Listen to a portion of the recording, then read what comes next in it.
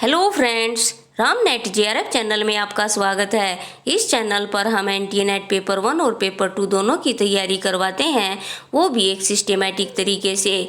Paper 2 है हमारा हिंदी साहित्य। तो आज इस वीडियो में हम डिस्कस करेंगे जो हमारा पेपर 1 है उसकी यूनिट फर्स्ट टीचिंग एप्टीट्यूड। आज हम उसके इम्पोर्टेंट एमसीक्यूज देखेंगे। तो आइए देखते हैं हमारा पहला क्वेश्चन क्या है।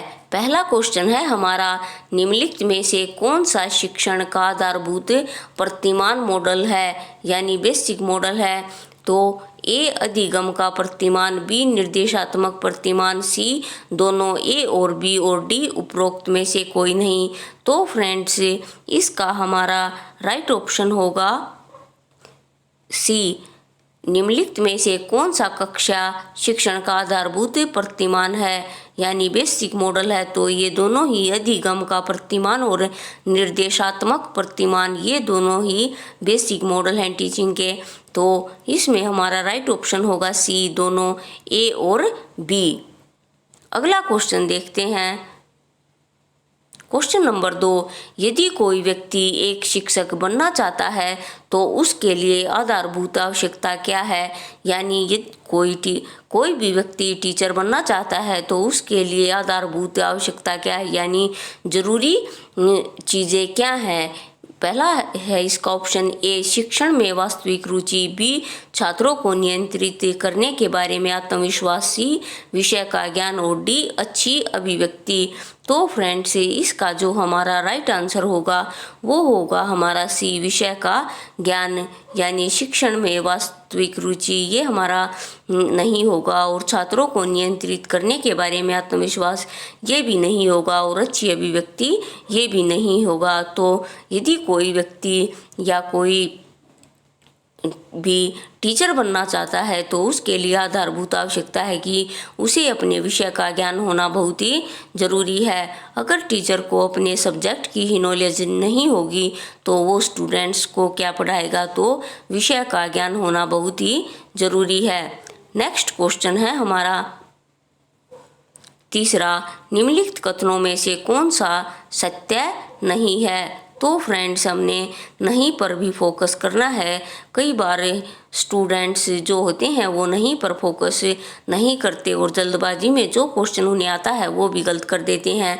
तो इसके ऑप्शन देखते हैं। ए, शिक्षण सिर्फ एक कला है, बी शिक्षकों को केवल प्रशिक्षित किया जा सकता है, सी शिक्षक सदैव पैदाइशी होते हैं, और डी उपरोक्त सभी। तो इसका जो हमारा राइट आंसर होगा वो होगा डी, उपरोक्त सभी।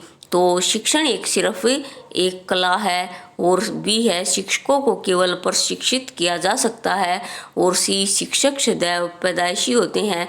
तो इसका हमारा राइट आंसर होगा डी। नेक्स्ट क्वेश्चन है, निम्नलिखित में से शिक्षक में सबसे वांछित कौशल कौन सा है। ए, शिक्षक द्वारा कही गई बात का छात्र की समझ में आना, बी निर्धारित पाठ्यक्रम पूरा करना, सी शिक्षण के समय छात्रों को मानसिक रूप से शिथिल करते रिलैक्स्ड रखना, या डी कक्षा की गतिविधियों के बारे में उच्च अधिकारियों को सूचित करना। तो फ्रेंड्स जो हमारा फोर्थ है इसका हमारा राइट आंसर होगा ए, निम्नलिखित में से शिक्षक में सबसे वांछित कौशल कौन सा है, यानी सबसे जरूरी उसकी स्किल कौन सी है। तो शिक्षक द्वारा कही गई बात छात्र की समझ में आनी चाहिए।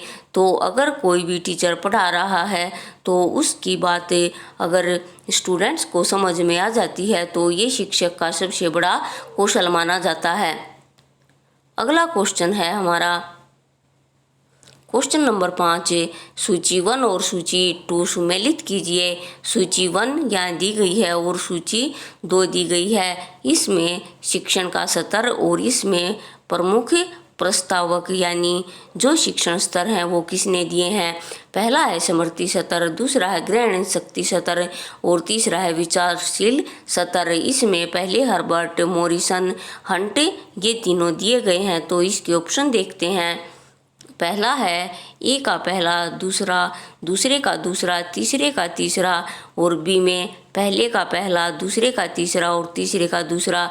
सी देखते हैं पहले का दूसरा, दूसरे का तीसरा, तीसरे का पहला, और डी पहले का दूसरा, दूसरे का पहला और तीसरे का तीसरा।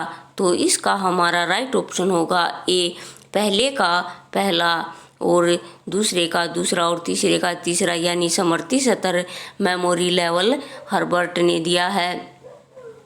और दूसरा ग्रहण शक्ति स्तर अंडरस्टैंडिंग लेवल मॉरिसन ने, और विचारशील रिफ्लेक्टिव लेवल हंट ने दिया है। तो ये तीनों ही हमें इनके ये शिक्षण के स्तर और ये इनके मुख्य प्रस्तावक ये भी हमें याद रखने हैं। तो इसका हमारा राइट ऑप्शन होगा ए।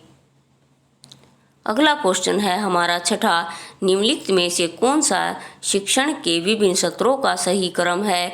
ए समवर्ती स्तर, बोध स्तर, चिंतनशील स्तर, बी बोध स्तर, समवर्ती स्तर, चिंतनशील स्तर, सी चिंतनशील स्तर, बोध स्तर, समवर्ती स्तर, और डी समवर्ती स्तर, चिंतनशील स्तर और बोध स्तर। तो इसमें क्वेश्चन में हमें बताना है कि जो शिक्षण के विभिन्न स्तर हैं यानी टीचिंग के जो लेवल हैं उनका सही क्रम क्या है। तो इसका हमारा राइट ऑप्शन होगा ए, समवर्ती स्तर, बोध स्तर, चिंतनशील स्तर, मेमोरी लेवल, अंडरस्टैंडिंग लेवल, और लास्ट में आएगा हमारा रिफ्लेक्टिव लेवल। तो हमारा राइट ऑप्शन होगा ए।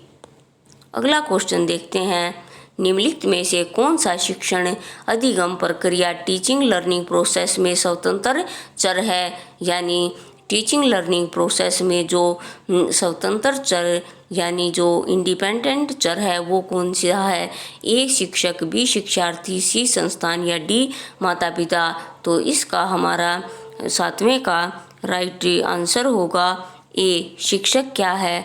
तो शिक्षक एक स्वतंत्र चर है यानी इंडिपेंडेंट वेरिएबल है। अगला क्वेश्चन देखते हैं, आठवां क्वेश्चन है हमारा, निम्नलिखित में से कौन सी विधि प्रत्येक शिक्षक द्वारा प्रयोग करनी चाहिए? ए विश्लेषणात्मक, संश्लेषणात्मक, एनालिटिकल और सिंथेटिक, बी संश्लेषणात्मक और विश्लेषणात्मक, सी केवल विश्लेषणात्मक और डी केवल संश्लेषणात्मक। तो फ्रेंड्स इसमें पूछा गया कि कौन सी विधि प्रत्येक शिक्षक द्वारा प्रयोग की जानी चाहिए, यानी ये मेथड सभी टीचर्स को अपनाना चाहिए। तो इसका हमारा राइट ऑप्शन होगा ए, विश्लेषणात्मक और संश्लेषणात्मक मेथड, एनालिटिकल और सिंथेटिक। तो ये विधि सभी टीचर्स को अपनानी चाहिए। अगला हमारा क्वेश्चन है 9, इसमें सूची 1 और सूची 2 दी गई हैं और इनका मिलान हमें करना है। इस साइड शिक्षण सूत्र दिए गए हैं और इस साइड मुख्य प्रतिपादक।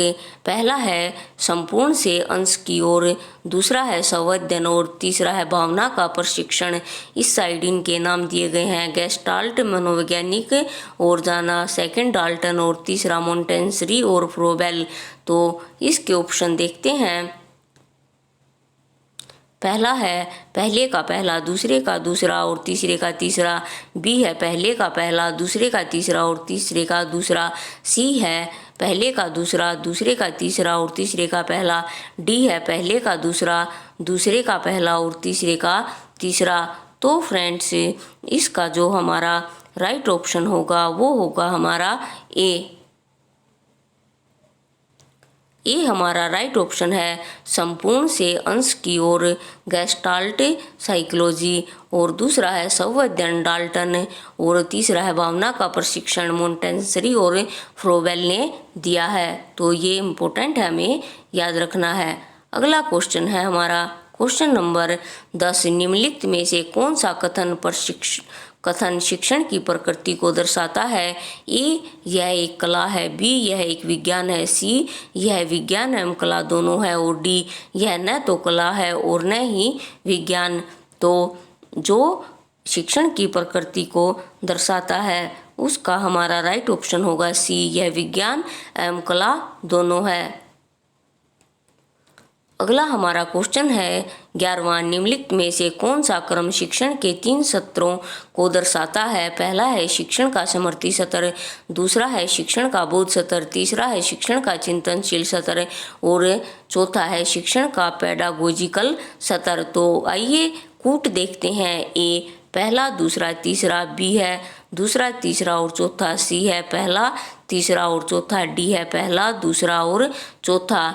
तो फ्रेंड्स, इसका जो हमारा राइट ऑप्शन होगा वो होगा ए, शिक्षण का स्मृति स्तर, बोध स्तर और चिंतनशील स्तर। ये तीनों ही शिक्षण के स्तर हैं, ये नहीं है, तो हमारा राइट ऑप्शन होगा ए। अगला हमारा क्वेश्चन है, निम्नलिखित में से शिक्षण का कौन सा मुख्य परिवर्तन आधुनिक समय में मुख्यतः देखने को मिलता है? ए, यह शिक्षार्थी केंद्रित होती जा रही है, बी, यह प्रशिक्षु केंद्रित होती जा रही है, सी, यह समूह केंद्रित होती जा रही है और डी, उपरोक्त में से कोई नहीं। तो इसका हमारा राइट ऑप्शन होगा ए, यह शिक्षार्थी केंद्रित होती जा रही है, यानी आधुनिक समय में मॉडर्न टाइम में जो शिक्षण है वो ज़्यादा शिक्षार्थी केंद्रित होता जा रहा है। तो इसका हमारा राइट ऑप्शन होगा ए। अगला क्वेश्चन है हमारा 13वां, जब शिक्षार्थी आत्मनिर्देशित सेल्फ डायरेक्ट होता है तो ऐसी स्थिति को दर्शाने के लिए निम्न में से कौन से शब्द प्रयोग किए जाते हैं? ए, पेडागोजिकल, बी, एंड्रागोजिकल, सी, दूरस्थ शिक्षा, डी, उपरोक्त में से कोई नहीं। यानी जब शिक्षार्थी सेल्फ डायरेक्टेड हो जाता है, यानी सारी अपने फैसले खुद लेने लगता है, तो उस स्थिति को दर्शाने के लिए कौन से शब्द का प्रयोग किया जाता है? तो इसका हमारा राइट ऑप्शन होगा बी, एंड्रागोजिकल। तो ये हमारा राइट ऑप्शन है। अगला क्वेश्चन हम देखते हैं,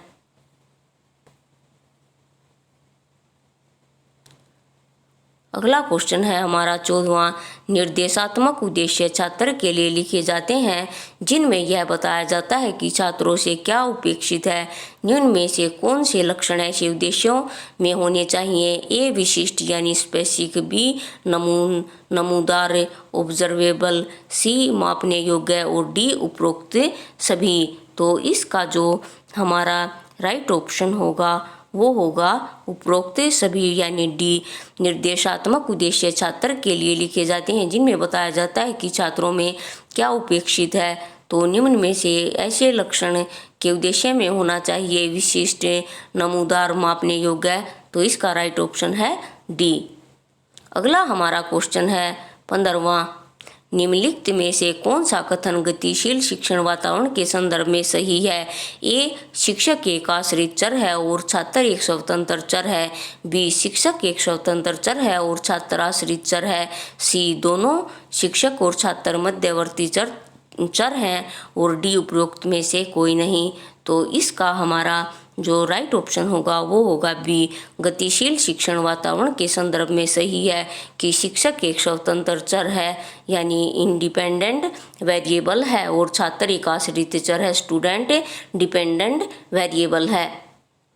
अगला हमारा क्वेश्चन है 16वां, निम्नलिखित शिक्षण सत्र में कौन सा सत्र कक्षा के पर्याप्त वातावरण के लिए खुला और स्वतंत्र होना आवश्यक है? ए, स्मृति सत्र, बी, बोध सत्र, सी, चिंतनशील सत्र और डी, उपरोक्त सभी। यानी कौन सा कक्षा के पर्याप्त वातावरण के लिए खुला और स्वतंत्र, यानी स्टूडेंट्स अपने आप अपने डिसीजन खुद लेने लगता है, तो उसके लिए कौन सा सत्र है? तो इसका हमारा राइट आंसर होगा सी, चिंतनशील सत्र, रिफ्लेक्टिव लेवल। अगला हमारा क्वेश्चन है 17वां, पाठ्यक्रम शब्द का क्या अर्थ है? ए, शैक्षणिक संस्था के द्वारा अध्ययन के विषय की पेशकश, बी, शैक्षणिक संस्थानों के द्वारा निर्धारित लक्ष्य को प्राप्त करने हेतु सीखने और अन्य अनुभवों का आयोजन करना, सी, विभिन्न विषयों में निर्धारित पाठ्यक्रम, व्यवहारिक पाठ्यक्रम और परियोजना और शोध प्रबंध, डी है हमारा शिक्षा के सत्र को अर्हता प्राप्त क्वालिफाई करने के लिए सिद्धांत और व्यवहारिक पाठ्यक्रम पूरा करना। तो इसमें पूछा गया है कि पाठ्यक्रम का क्या अर्थ है, तो इसका हमारा राइट आंसर है बी। पाठ्यक्रम का अर्थ है शैक्षणिक संस्थानों के द्वारा निर्धारित लक्ष्यों को प्राप्त करने हेतु शिक्षण और अन्य अनुभव का आयोजन करना। अगला हमारा क्वेश्चन है 18वां संज्ञानात्मक ज्ञान क्षेत्र का वर्गीकरण इनमें से किसके द्वारा प्रस्तुत किया गया है। A Benjamin S Bloom, b Skinner, c कर्थवेल और सी डी सिम्पसन। तो इसका हमारा राइट ऑप्शन होगा वो होगा हमारा ए ब्लूम। ज्ञानात्मक ज्ञान क्षेत्र का वर्गीकरण ब्लूम ने किया है। अगला हमारा क्वेश्चन है क्वेश्चन नंबर 19, निम्नलिखित में से कौन सा शब्द पहले से सीखी हुई सामग्री का उपयोग करने को प्रतिबिंबित करता है। ये धारणा, कंसेप्ट, बी अनुप्रयोग एप्लीकेशन, सी ज्ञान नॉलेज और डी विश्लेषण एनालिसिस। तो इसका हमारा राइट ऑप्शन होगा बी अनुप्रयोग यानी एप्लीकेशन शब्द पहले से सीखी हुई सामग्री का उपयोग करने को प्रतिबिंबित करता है यानी दर्शाता है। तो अगला हमारा क्वेश्चन है 20वां और ये हमारा लास्ट क्वेश्चन है। तो निम्नलिखित में से ज्ञानात्मक ज्ञान क्षेत्र का उच्चतम स्तर कौन सा है। ए संश्लेषण, बी विश्लेषण, सी धारणा और डी मूल्यांकन। तो उच्चतम यानी हाईएस्ट लेवल कौन सा है, तो इसका हमारा राइट ऑप्शन होगा डी मूल्यांकन। तो फ्रेंड्स आज हमने इसमें 20 MCQs किए जो टीचिंग एप्टीट्यूड के इम्पोर्टेंट क्वेश्चन हैं और ये हमारे लिए बहुत ही इम्पोर्टेंट हैं। तो आज के लिए इस वीडियो में इतना ही और आपको ये वीडियो कैसी लगी मुझे आप कमेंट बॉक्स में कमेंट करके बताएं। तो फ्रेंड्स आज के लिए इस वीडियो में इतना ही, मिलते हैं नेक्स्ट वीडियो में और नए इम्पोर्टेंट और इंटरेस्टिंग टॉपिक के साथ। तो इस वीडियो को लाइक करें, चैनल को सब्सक्राइब करें और साथ ही से शेयर करें। तो तब तक के लिए फ्रेंड्स खुश रहिए, स्वस्थ रहिए और अपने जीवन में आगे बढ़ते रहिए। Thank you.